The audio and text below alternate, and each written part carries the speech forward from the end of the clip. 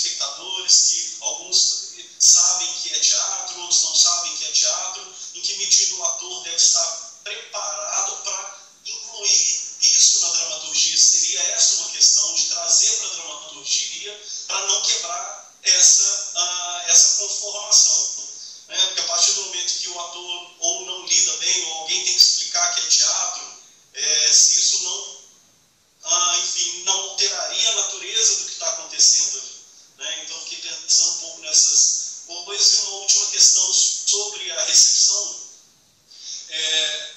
Enfim, pelo trabalho, imagino que talvez a importância da recepção dos espetáculos deve ter se dado durante a pesquisa. Os espetáculos não estavam mais sendo apresentados, então eu sinto falta de ter mais falas de outros espectadores sobre essa experiência, né?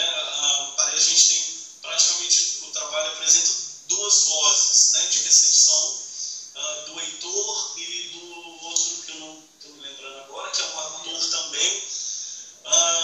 Mas enfim, então esse ator, ele é um espectador, mas ele é um ator, ele olha para esse trabalho de uma forma diferenciada, né? Então, numa continuidade de um trabalho futuro sobre recepção, me parece importante prever já a necessidade de ter mais um coletivo de recepções, para que a gente tenha um espectro mais diferenciado de como essas pessoas percebem e lidam com essa experiência nesses lugares. É isso, são algumas questões que eu queria trazer para a gente refletir e agradecer a oportunidade de estar aqui em diálogo com vocês. Muito obrigada, Juarez. Nós é que agradecemos. Vou passar para o Carlomã. Bruna. Oi. O Juarez vê, se o Carlomã sentar, ele vê? Posso dar uma olhada. Senta lá, pode sentar. Dá sim, dá sim. Dá sim. Tá. De repente o microfone está mais perto do Carlomã.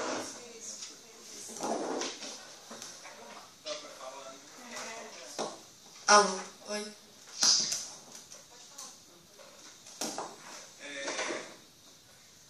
Realmente, eu tentei buscar em algum momento falar sobre essas outras experiências nesses outros lugares, quando os espetáculos estiverem entrando. Mas eu fiquei muito preso, talvez, ou mais interessado realmente nessa questão desse primeiro lugar, onde tudo acontecia, onde tudo se deu, porque ali existe todo o processo, né, de construção, de encontro desse lugar, porque foi muito difícil de achar um bar que alguém pudesse abrir as portas, no caso de Dama da Noite, e o senhor Edmundo, ele realmente abriu as portas. Na hora que a gente falou da proposta, ele pode vir. Então, assim, eu realmente me restringi ao Matrix. As outras experiências, assim, só teve em mais um bar, que foi um bar em Itaúna. Mas ele era aberto, sabe? Era um bar aberto, não era um bar fechado. Então, isso não me agradou em falar sobre, escrever algo. Eu posso acrescentar algo, sim, a respeito disso, no texto, né? Eu acho que é válido, sim, você tem uma razão nisso. Principalmente quanto a perdas e ganhos dentro desse deslocamento. Realmente isso eu até coloquei uma palavra aqui, frustrações. Porque são espetáculos difíceis de você circular. Então, assim, realmente é difícil. Até no caso disso que chamamos, talvez, por engano de amor. Os vários lugares e apartamentos que nós visitamos e que as pessoas assustavam com a proposta. A ponto de eu falar assim, não, vamos lá para casa, vai ser no meu apartamento, e foi. E o bom também é que os moradores abraçaram a ideia. E mais difícil ainda sair com isso que chamamos, talvez, por engano de amor. Nos outros lugares que nós experimentamos, era assim, fazer para cumprir um projeto. Porque a gente, na hora que a gente chegava, a gente assim, já entrava no lugar, já sentia que tinha nada a ver. Então, assim, eu posso relatar um pouco dessa experiência.